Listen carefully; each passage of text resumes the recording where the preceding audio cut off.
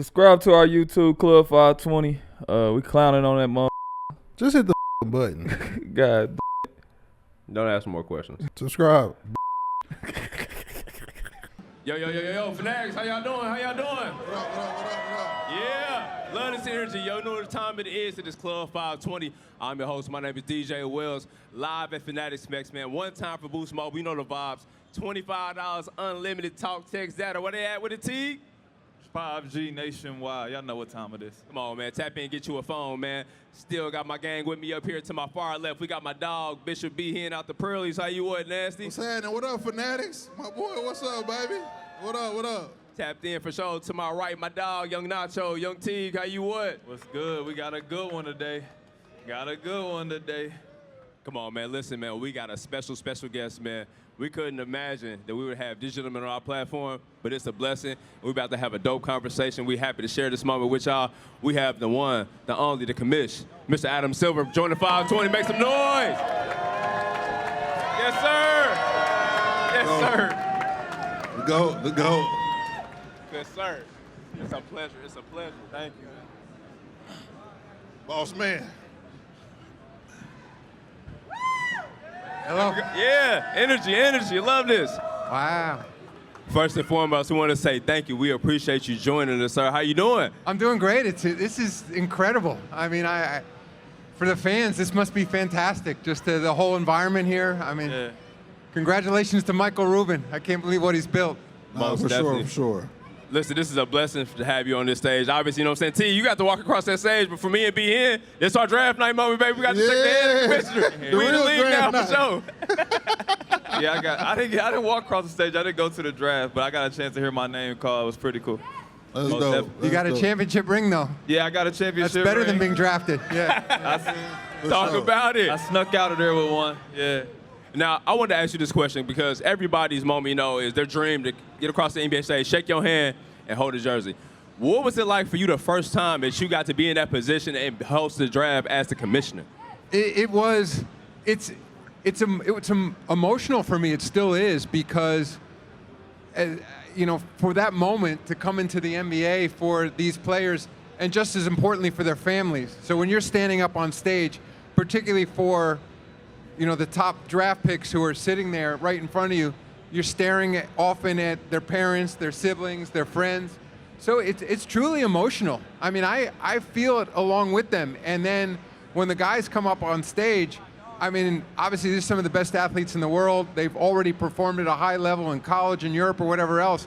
Like when I put my arm on them and I shake their hand, they're often, you can feel how nervous they are. You know, it's such, and I think it's just a lot of them been holding in the emotion, and it's just a release because even if you're projected to be the 5th pick or the 4th, but whatever it is, the reality of that actually happening. So I'm just saying, like, I'm holding it together too for a lot of them. It's just, and it's, I'll just add it, it's a privilege to be up there. I don't have any particular talent, you know, unlike a player. So I realize I'm fortunate to be part of the experience. Who was the first player you introduced to the NBA? Which is, I said, who was the first person you introduced to the NBA? Like, what was your first pick? oh man, I got to think about that because, you know, I was the deputy commissioner for several years and did the second round as well. So I got to think about that. I can't remember who the first player is that I drafted. Most definitely. I wanted to ask you this question. Obviously, you know, legal background, worked in the NBA as well. Rest in peace, obviously, the late, great David Stern. What was that moment like when you found out that you were going to be the commissioner? Oh man, I mean, I just remember feeling how fortunate I was. I had, at that point, I had already worked for the league for 20 years. Yes, sir. At the time I found out, I had worked for David Stern that entire time. So I had a seat in the room, so to speak, for a lot of that had transpired over that time. And I worked hard, but at the same time, I realized it takes a fair amount of luck to be in the right place at the right time. I saw it as tremendous responsibility to carry this league forward off of all those great players that had come before me, great commissioners, you know, David Stern being the most recent. So, you know, it was momentous. There's no question about it. But, you know, it takes a while to sink in. You just, again, and I still feel that even 11 years later, just it's an awesome responsibility because in addition to the literally hundreds of millions of fans globally, that for the players, their families, the tens of thousands of employees of the NBA, and now the WNBA that we're part of, it's you feel the weight of the responsibility, and in this league, I mean, there's incredible things that happen every day, but there's also things that are risk to the business, and it's ultimate responsibility working together with the players, with the team owners, to make sure the league continues to operate smoothly. So I would say I'm awestruck, but also feel that sense of responsibility. Most definitely. Sure. I got a question. We was talking about draft night and you being up there calling names, and it's been some nights where guys' names didn't get called in that first round. What's that feeling like? Do you ever be like, man, I just hope this kid gets called? Because obviously I didn't go to the green room, but that was a scary feeling for me to be in the green room and not get my name called. And we had some guys go super, super late in the first round and be the last guy in the green room. Like, what's that feeling? I'm often, it happens occasionally where there is a player who's projected to go higher and drops for whatever reason. And often, in some cases, in between picks, I'll walk down and just say hello to the player and their family. We have a luncheon the day of the draft, so I've talked to them and I see them before the draft. But also just to remind them that nobody can predict the future. I think about, our MVP in Shea, I forget, I don't know, he was like the 11th pick or whatever. He wasn't a top 10 pick. Tyrese wasn't a top 10 pick. But not only were they not top 10 picks, but they were both traded. Yeah. And you have incredible players. Jokic was a second-round pick. Yep. Young man just pointed out to me. Draymond Green was a second-round pick. I mean, look at the current finals. You have players who are enormous contributors who weren't drafted at all. And so I always see it as my responsibility to remind them that this is just one point in time. Okay. And you should take motivation from this. And that, again, that understandably these teams are making these decisions, but don't let that sort of prediction be controlling on you, and go double down on your work, because there's a reason that they're there, that they were projected to be there. And even if you think the NBA is the 450 best players in the world, so we have a relatively small draft compared, like if you watch the NFL draft, how many rounds they have, it's only a 2-round draft. So again, I just remind them, like, yeah, it sucks in that moment. It feels embarrassing potentially, but go get them. This isn't going to determine your fate. Most definitely. Sure. You brought a very interesting point up. We're looking at the finals right now. Obviously, Game 7 will take place very, very soon. We have 2 small market teams. You see a lot of the narratives just like, oh, the NBA is upset. We don't have bigger markets than that. We would love to have that conversation with you, because obviously it's been great basketball being played. The energy's been high. You've been in both arenas. The fans there seem happy. Is it just a narrative? Is it just like, nah, y'all not really tuned in into the actual product? I could say so much about that. A few things I'll say. One of the points I made the other night was, I'm sure there's a lot of NFL fans here. When the Steelers and the Packers play, Pittsburgh and Green Bay, nobody says 2 small market teams. Mm-hmm. Instead, it's 2 storied franchises. And I want to emulate the NFL from that standpoint. I mean, our goal, and we're on our way there, that whatever market it is, they have passionate fans. They're competing for the championship. And just like in Milwaukee, where you won that championship, Jeff, it's the story isn't that it's a small market. It's the best franchises in the NBA, the best teams in the world competing for championships. Yeah. And increasingly in a digital world where the incremental difference between Indianapolis and Chicago should become irrelevant, because we have a global fan base. Yes, sir. We have something like a 2 billion person social media community. I mean, something like 70 million people will have watched the NBA Finals this year. So the fact that there may be 1 million more people that live in one market or another shouldn't be the issue. Now, I accept that it's a narrative going in. The other thing I'll point out, some of those markets are only smaller relative to the size of other NBA markets. The mayor of Oklahoma City pointed out that 300 million Americans, close to 90% of Americans live in cities and towns that are smaller than Indianapolis and Oklahoma City. Facts. Like most of us, I'm from the suburbs of New York, but I grew up in a town, Rye, New York, that had 15,000 people. And so in my growing up, yeah, New York City wasn't that far away, but it seemed like it was a million miles away. That was my town. Right. When Little League season started, we had a Little League parade. My high school class only had a couple hundred people in it. That was my world. So I think it owned this small versus big market narrative only becomes relevant because of historically how we've looked at things. But again, the world's changing quickly.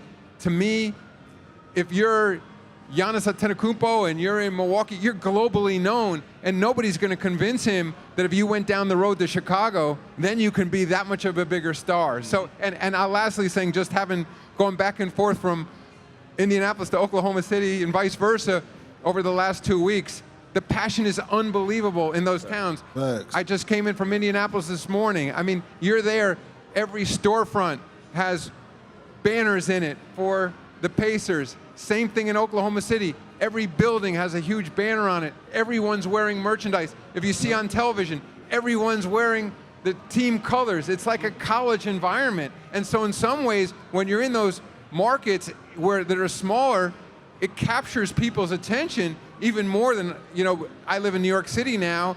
When we have teams in this town that are competing for championships, as big as that audience is, it's not as all-consuming as it might be in a so-called smaller market. Most definitely. For sure. I mean, we were talking to a guy yesterday, and he was telling us about how it was in New York when they were just making the Eastern Conference Finals. And I think that's what the narrative is, because when you see all the people outside, it was, 1 million people almost outside? Yeah. You start thinking, like, man, if they was in the finals, what would that look like? Exactly. So I think it'd that's be what even people, worse. Talk about. But to me, being from Indiana and seeing how the Pacers react and the fans are, it's crazy. I think it's beautiful for the league.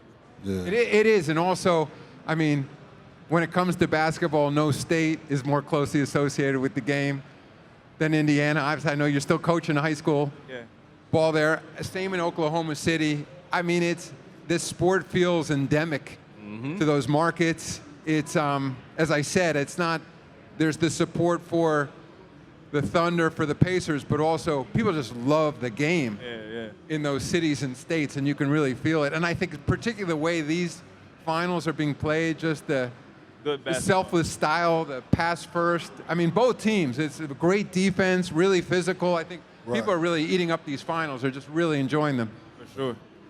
We'll be getting some expansion teams here soon. They're what? The expansion teams, man. How you feel about that? It's something we're going to look at. Okay.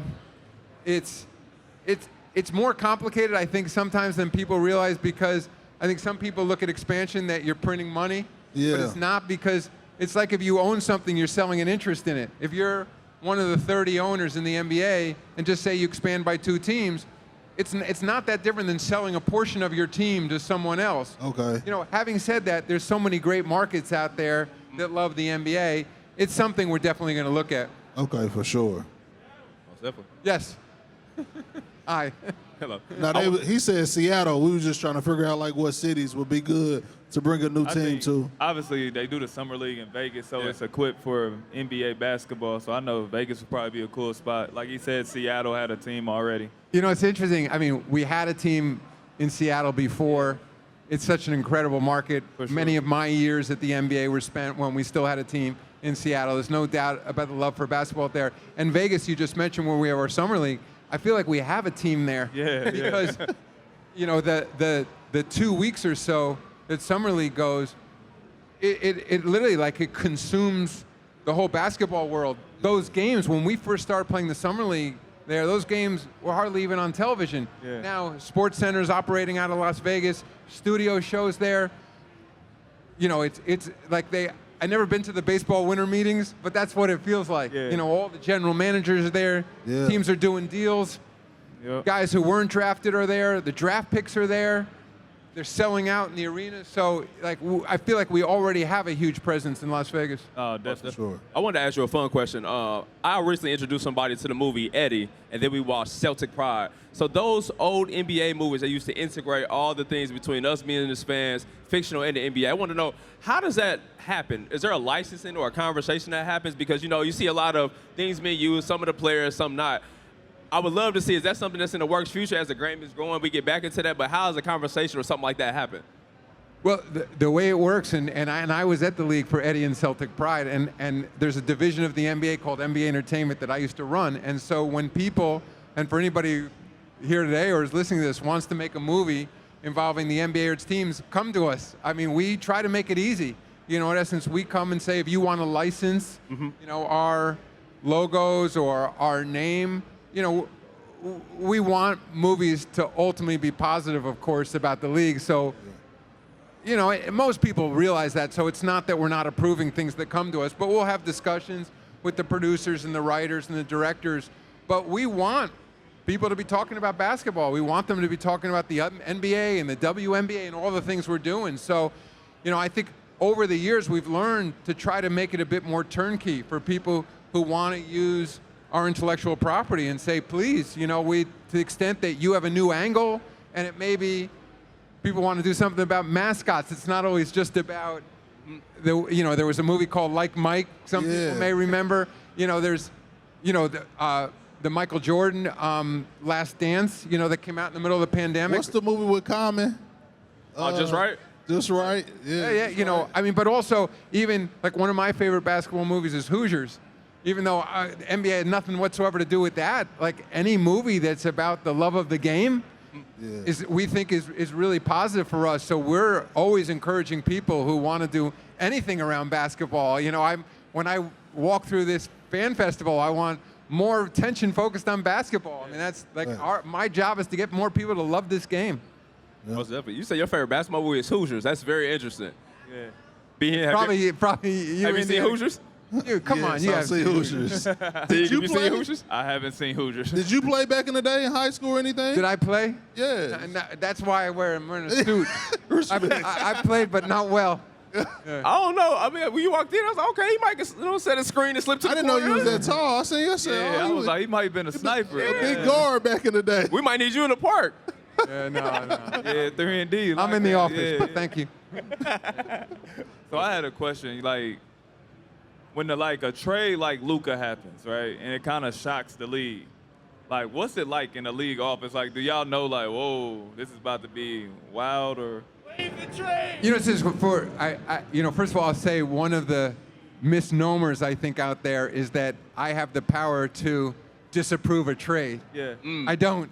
What the league's role is, as you can imagine, in a cap system and a set of rules around trades, what happens is before the trade is known publicly, although sometimes they're leaked or they're informally announced, but for a trade to be official, it gets called into the league office. Yeah. It's kind of old school, where both teams have to get on the phone and lawyers and people in basketball operations literally line up the contract. So if somebody, make it up, is making $8 million, you have to ensure that the other team has $8 million of cap space in order to sign that player.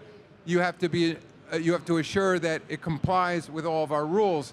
And so we get, if assuming a trade hasn't been leaked, a call will come into the league office. A team will say, we want to set up a trade call. Both sides will be on the call. It's a little bit like anybody who's bought a home and there's a closing. Yeah. It's the closest thing where you got to make sure like you indeed have the title to the house and there's been an inspection and there's a contract, all those things. So there's, in essence, a checklist. And then the trade becomes official. So we don't, and because the teams often, in particular trades, and Luka's a good example where the teams are very secretive, they're not necessarily tipping us off. We learn about it. I mean, we learn about it ahead of the public, but it's usually only a question of hours because we have to go through that official process of approving it, but not sooner than that. Was that like when you seen that come across, were you kind of shocked, like? Yeah, I would only say, I mean, because in many ways I'm a fan like others, and teams aren't necessarily calling the league office for suggestions on player movement. Yeah. So there's the fan in me that only because that's not a player move that people were talking about, or the shows like yours were talking about, I was surprised from that standpoint. I want to ask you that question. Obviously, with the game growing, media is evolving, ever changing, right? You got player podcasts, you got independent stuff like that. What's one thing you think that the actual media outlets could improve that could actually help the game? I know we get a lot of criticism, but what's something that we could actually help promote the game better or help progress? Well, first of all, I'll just say, kind of in the same lane when I was talking about movies about the NBA, I'm very appreciative of the amount of media coverage we get. I recognize it's not all going to be positive, but to me, as long as it's genuinely from the heart and it's real passion and people aren't making up stories about us, I appreciate it. And you know, it's one of the things great about sports is people come with their opinions. Yeah. And they like things, they dislike things, and we learn from that too. You know, and we pay attention to social media, we pay attention to traditional media. You get great ideas from there. I think the only thing I'd add, to the extent there's more media that's educating fans about what goes into championship basketball, I think sometimes if you haven't been close to the game, and I've learned a lot over my time because I didn't play at a high level, to understand that it's not just about effort, it's about the plays that are unfolding, it's about the sophistication of the coaching, it's about the sophistication of the scouting. I mean, I think sometimes, like, understanding what goes into being an NBA player, the amount of hard work, the amount of training, but also I think sometimes because the way our game is called, you know, it's moving so quickly, even for the best announcers, play-by-play announcers like Mike Breen, or the best color commentaries, the best color commentary, it's moving so fast, there's not necessarily time to explain everything that's happening. That, you know, it's not just this guy is off tonight, but he may be off because it's incredible defense. And what is the scheme? And like, what is that defense? So I think sometimes, like, those other shows, whether it's a pregame show or halftime, or it's an afternoon show, podcast, you name it, about the NBA, just to be talking about more about the game and what goes into team basketball, and what makes, and what goes into making the NBA and staying in the NBA. For sure. Most definitely. Now, Teague, you always talk about how the NBA is a business and a fraternity, and what they do for the players after they leave the game. You want to indulge in that a little bit more? Yeah, obviously it's a bunch of programming now that it's been coming into the league. When I first came in the league, the rookie transition and all those great things that you have to do when you first get in the league, I was wondering, how can we, like, I'm not going to say better it. I think it does a really good job and everything is nice when you retire from basketball. But is anything like you would suggest for some of the guys who might retire at the age of like 30, 31? Is there anything you could suggest to help them with that process? It's a great question. A few things. Number one, so for the first time, we have a former player who's running the Players Association, Andre Iguodala. Yep. So he's very attuned to the issues of not just former players, but the transition for a player to go from being on the floor to then the rest of their life, and to how they're going to use the skills they've developed as a player and what new skills they might need to be successful at whatever they choose to do, whether it's to be in the media or to run businesses or whatever else.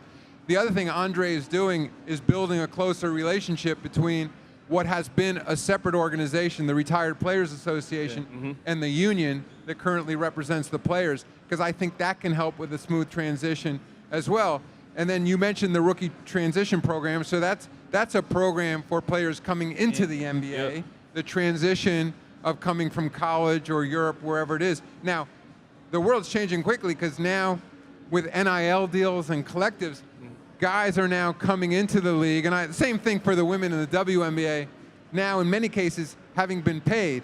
So they already have a certain sophistication around payments and being, you know, shoe deals and things like that. But so they come in, we have the training in. I think one thing that Andre is very focused on, and in fairness, and the union leaders before him, is enhancing those programs so that while you're a player, there's a lot of different counseling on managing your money, managing your life, dealing with social media, all those things. And the union's done a fantastic job.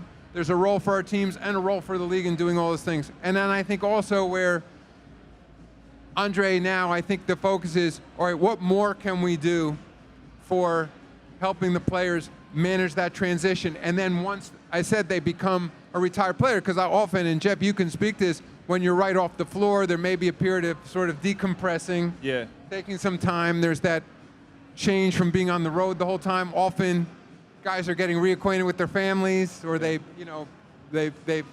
had kids while they were playing and haven't been around as much. So there's that period, but then now you have essentially the rest of your life ahead of you. What kind of programs can we help provide to train people? And I'll just say lastly, I mean, there's also one of the things that we put in place several years ago, and Michelle Roberts was head of the Players Association, Chris Paul was president of the union, is lifetime health insurance for guys who played in the league, which is a huge deal, and also enhancing the pension programs, the 401k programs, so that for somebody who has played, a certain minimum threshold of years in the league, to a certain extent, you'll be set. You're going to have health insurance. You're going to have a pension. Now, that's not suggesting they should just be satisfied with that, but on top of that, there's all these other opportunities, and you're obviously a great example of it, of what can you then use that platform you have by virtue of being an NBA player and then building careers beyond what you accomplished on the floor. For sure. Most definitely. We talk about the NIL situation all the time. I know you probably get asked this a million times. Is it a possibility that high school players go back to the NBA straight? Maybe. But the NIL impact, you say you got lesser people in the draft this year. You think is that something that's going to be an ongoing issue, or is it just a new transition period because it's just new? Yeah, when you think about it, we don't, as I said, we only have a 2-round draft. And the fact, I think it's really positive that some of these young men are getting good information, in essence, and realizing that they're unlikely to be to be selected in those 2 rounds. And if that's the case, and they can remain in college and be paid, and in many cases paid significant amounts of money, so one, they're getting compensated for their skill, and maybe even more importantly, to the extent they want to be professional basketball players, they're getting real minutes, they're getting great coaching, and they're continuing to train and improve at their craft. So it's a win-win for everybody, as opposed to losing eligibility because somebody's convinced you that you're going to be a top draft pick, not getting drafted, you can't go back to college, and now you're going to play maybe in Europe or Asia or something else, as opposed to really honing your skill and having your best shot at playing in the NBA. And the other thing is, if you're not going to be drafted and you're going back into school, it shouldn't be lost that you're also, continuing to get an education, because realistically, you may not have an opportunity to play in the NBA. Right. It may be great, to go play in Europe. There's great basketball being played around the world, but that may, not compensate you at the same level as being in the NBA. You might not be able to do it for as long. So now you play for 3-4 years in Europe, whatever it is, but now you have a college education, and then you can go out and then pursue another career. So I think the fact that some of those young men are withdrawing their names is very positive. To me, that just means there's better information out there in the marketplace. Will we ever get back to kids being able to come straight out of high school? Like, would that ever be a thing again in the NBA, do you think? We've talked about that, just so everybody understands, like, that's not a decision we can make on our own. It has to be negotiated with the Players Association. Okay. And when we last discussed it, I think that the general feeling from the teams and the players is, to the extent that those young players have that extra year, honestly, whether it's in college or playing in Europe, it's better for the league because they come in better skilled with a little bit more maturity.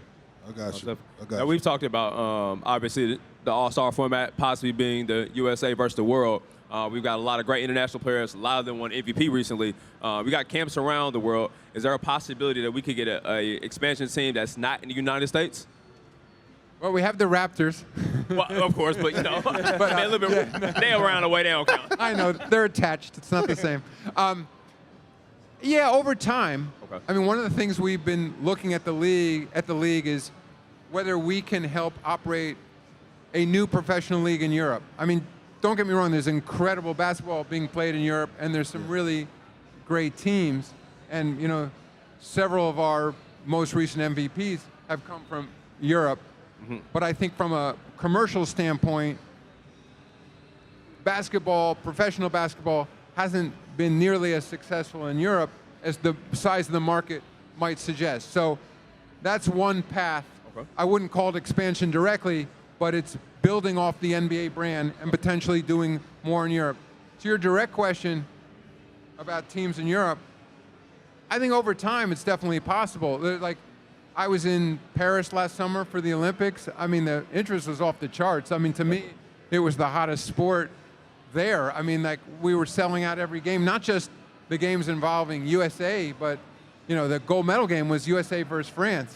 I mean, the game before the US-Serbia game was some of the best basketball I had seen. So there's great players, enormous interest. I think part of the limitation is on players' bodies.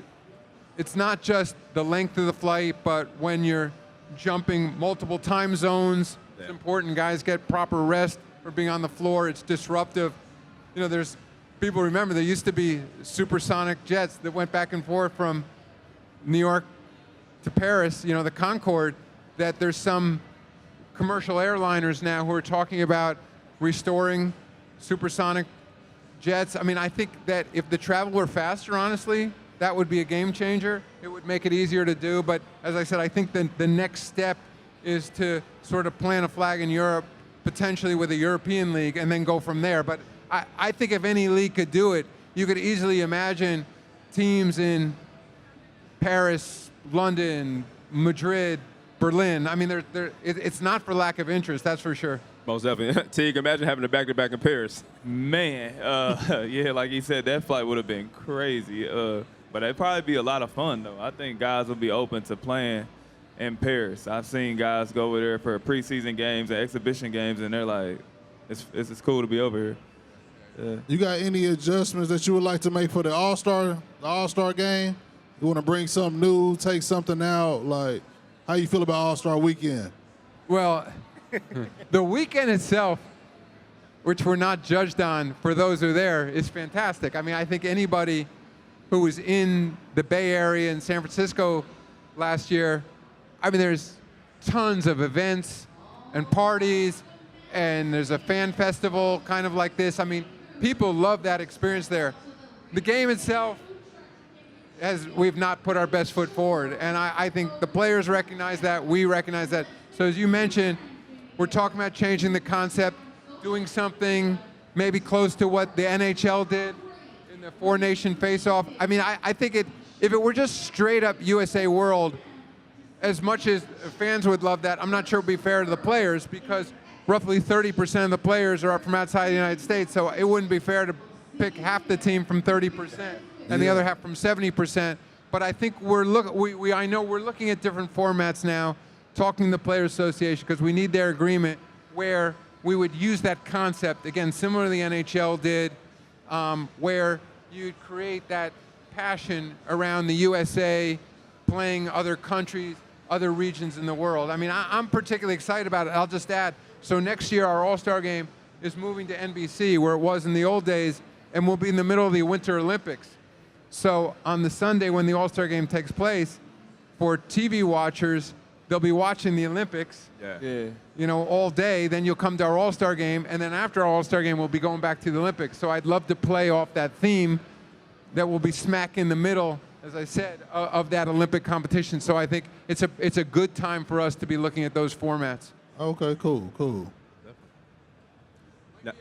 I wanted to ask too, though. So LeBron, you know, he's on his last leg of the league. Yeah, you make sure you said that, not me. I'm saying that. Who you think that could fill that void of, like, the new face of the NBA? Just you give me, like, you know, three I players. always say, like, you know, we don't create those faces at the league office. They earn it on the floor. I mean, it's interesting to watch these finals. Obviously, Shea is our MVP. Yeah. He was the scoring leader this year, but again, I mean, he's having a great final so far. But ultimately, LeBron is a face of the league, and Michael was, and KD was and these guys and Steph because they win championships. I mean, look, in fairness to any individual player, it's also a team sport, and LeBron made that point the other day. For sure. But look, sports are about competition. It's about winning. Yeah. And the great news is kind of like what I was saying about the draft earlier. I don't have to sit here and predict sort of who our next face of the league is. They earn it. You know, sure. They are established by what they do on the floor, and it's great to see now this next generation. I think in a way it's the best of all worlds because LeBron is still at 40 years old playing at an incredibly high level. Facts. Steph is playing at an incredibly high level. Yeah. So is Kevin. You know, so it's wonderful to see that generation still here, mentoring this next generation, and ultimately that this next generation who want to take that mantle from them again. That's where the competitive juices come in. They got to earn it by demonstrating they deserve to be the face of the league by their performance on the floor. Got you. Definitely. I wanted to ask, I think for all of us basketball heads, in the offseason, we get to see all the players play in different situations now. Which you're integrating the NBA, like having the Drew League on the NBA app, things of that nature. Is that something that's like purposely saying, okay, we're going to embrace every aspect of this game and keep growing? Or is this something organically you guys are just like, you know what, if everybody's rocking with this, we might as well include ourselves in that? I would say that's a case where it's definitely both. I mean, what's cool about the Drew League or Rucker or anything else is that it's truly organic. Yeah. I can take zero credit for that, but then we can be very intentional about it and say the NBA app is a central repository of basketball, of every, over time, truly everything basketball, but right now, anything involving NBA players. And the NBA players are playing in those summer leagues, whether it's summer leagues here in New York or in LA or Drew or whatever else that especially one thing about social media, it's not always fine. It's not always easy to discover what you're looking for. If you think about X or Instagram, whatever else, like those algorithms are pretty good at feeding you more basketball if you show an interest in it, but there's nothing like that ability to go to the NBA app, and that is identifying for you if there's great basketball out there involving NBA players, off-season or future NBA players or what's happening in Europe or Asia, we're going to deliver it directly to you. And that's a place where we're trying to get a lot more sophisticated. But we want to take advantage of all that great content, all those great games that are already out there. Most definitely. For sure. Now, listen, I got the jersey on, you know what I'm saying, the GOAT. A lot of fans miss the classic jerseys. Is there a world where we could possibly have the All-Star game back into the original uniforms of the players? You know, I'm looking around. There's a gentleman out there named Sal LaRocca, and he oversees all of merchandising. So, Sal, you heard that. Are you nodding your head yes? He's saying yes. We're looking at that idea. No, we go back and forth. Like people want new uniforms, they want old, but I love the idea of the classic jerseys. Hey, I love how you put him on the spot and everybody start clapping. Show some love to my man. Hey, the feedback from our fans is critically important. So thank you, everybody. Most definitely. Well, listen, Commissioner, we appreciate your time. And make some noise in Mississippi one time. Yeah. Thank you for having me. Most definitely. One time for Fanatics Text, £2 for Boost Mobile, $25 unlimited talk text data. Where they at, T? 5G nationwide. For sure. We appreciate y'all. Y'all be safe.